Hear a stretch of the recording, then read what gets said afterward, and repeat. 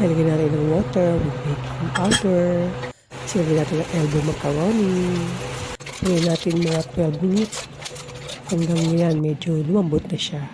Yung tama lang. 12 minutes lang.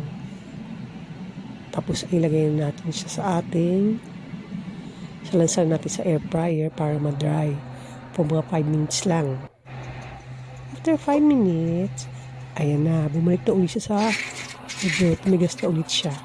Na-dry na kasi, dehydrate. Then, i-deep fry natin to for 2 minutes lang hanggang sa mag-brown o mapula. 2 minutes. After nyan, lagyan natin sa isang container, lagyan natin siya ng flavor na gusto natin.